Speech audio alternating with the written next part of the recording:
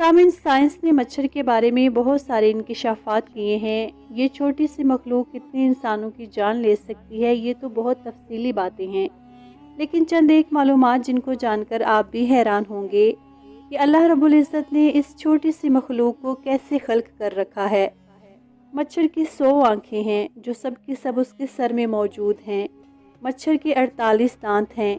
मच्छर के 3 दिल हैं और तीनों मुख्तलिफ किस्म के हैं।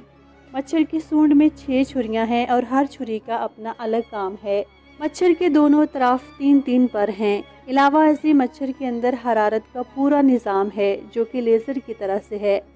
उसके ज़रिए ये इंसानी जिल्द की रंगत को तारीकी में पहचानता है और ये इसको बनफशी रंग का मालूम होता है। मच्छर की सुई में नशा करने का निज़ाम है जिससे काटते वक्त इंसान को महसूस नहीं होता और काटी हुई जगह खून चूसने की वजह से सूज जाती है। सामीन, अल्लाह रब्बुल इज़्ज़त कुरान मजीद की सूरह बकरा आयत नंबर 26 में इरशाद फरमाते हैं कि अल्लाह ताला इस बात से आर नहीं करता कि मच्छर या उससे बढ़कर किसी चीज़ की मिसाल बयान फरमाए। जो मोमिन हैं वो यकीन करते हैं वो उनके परवरदिगार की तरफ से सच है, और जो काफिर हैं वो कहते हैं कि इस बात से खुदा की मुराद ही क्या है। इससे खुदा बहुत से लोगों को गुमराह करता है और बहुत सारे लोगों को हिदायत बख्शता है, और गुमराह भी करता है तो नाफरमानों को ही करता है।